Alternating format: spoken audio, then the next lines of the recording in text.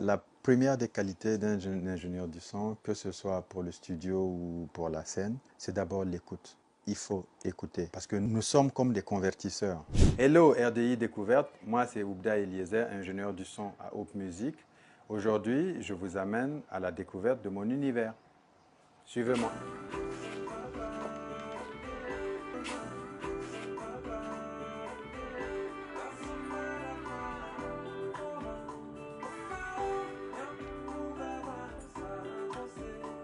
Le studio Hope Music est un studio qui est vraiment spécialisé dans la musique live et dans tout ce qui est mixage de musique, mastering, édition volontaire. Nous ne faisons pas de programmation, mais il nous arrive de mixer des albums programmés que dans ce cas nous travaillons en partenariat avec des structures de la place ou des structures d'ailleurs.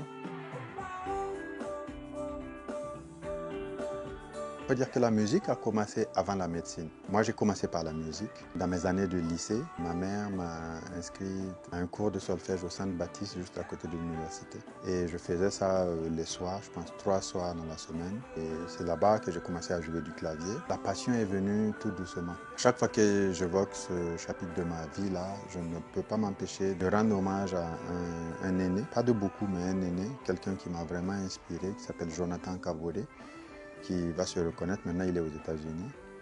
Et il était avec son frère Patrice Kaboré, promoteur du studio V Plus Media. C'est vraiment quelqu'un qui m'a, on va dire, qui m'a donné l'amour de ce métier-là. C'est vraiment la passion de la musique. Après, quand je suis allé en médecine, parce que moi j'ai eu mon bac très jeune et la famille espérait que je sois médecin. Malheureusement, c'était le choix de la famille.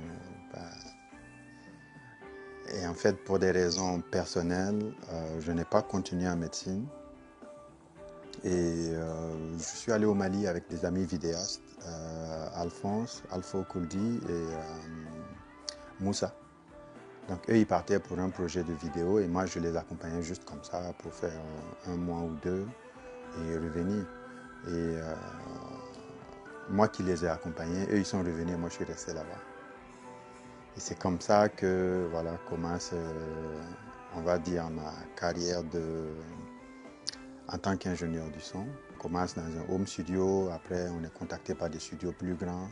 Et le studio plus grand fait que vous rencontrez de plus en plus d'artistes, beaucoup plus connus, beaucoup de grands artistes qui n'ont pas la notoriété. C'est comme ça que j'ai rencontré de grands noms de la musique. Petit à petit, cette expérience s'est transférée du studio à la scène. Parce que les artistes, au bout d'un moment, le confort dans lequel ils étaient au studio, ils ont voulu l'avoir sur scène.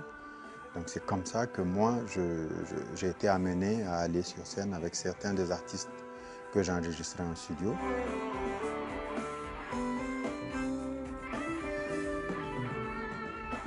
On peut dire que mon cas est un cas d'école parce que j'ai vraiment eu la chance d'avoir une famille qui, dès le début, a compris mon choix.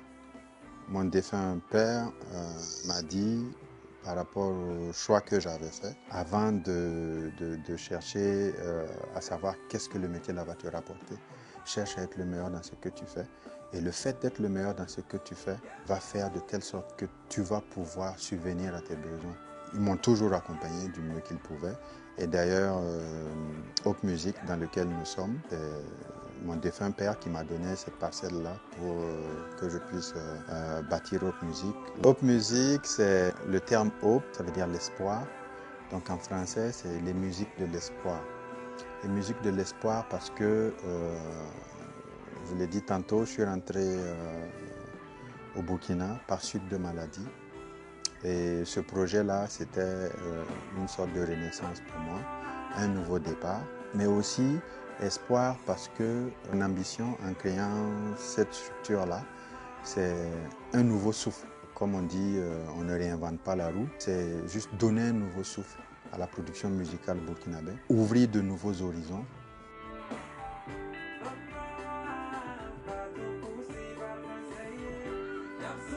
Sans trop me tromper, la première des qualités d'un ingénieur du son, que ce soit pour le studio ou pour la scène, c'est d'abord l'écoute. il faut écouter. Parce que nous sommes comme des convertisseurs. Nous recevons des émotions et le but, c'est de le transmettre au grand nombre. Sur une scène, nous allons recevoir ce que les musiciens produisent et nous allons essayer de retranscrire ça pour le public qui est venu pour écouter. Et en studio, c'est pareil.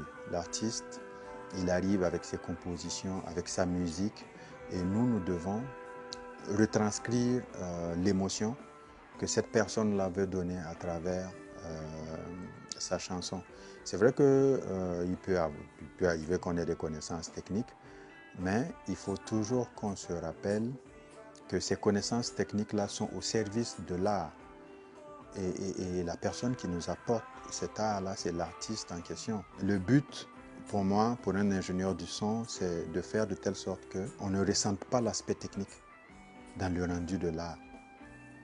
Qu'un artiste qui a envie de faire pleurer, qu'il puisse le faire comme s'il était en contact direct avec le public. Pas qu'on sente qu'on a dû mettre un micro par-ci, on a dû enregistrer une guitare par-là. C'est vraiment le goal ultime, c'est que la technique soit effacée et que seulement vivent les émotions. Comme par exemple Kouny qu'on écoutait tout à l'heure, qui parle de sa mère, parce que dès qu'il est venu et qu'il a chanté cette chanson-là, moi ça m'a touché. Et je lui ai demandé, c'est quelque chose que tu as vécu, parce que je trouve que tu vois, quand il chante, le truc le touche, il ferme les yeux, tu sens que c'est quelque chose qu'il a vécu.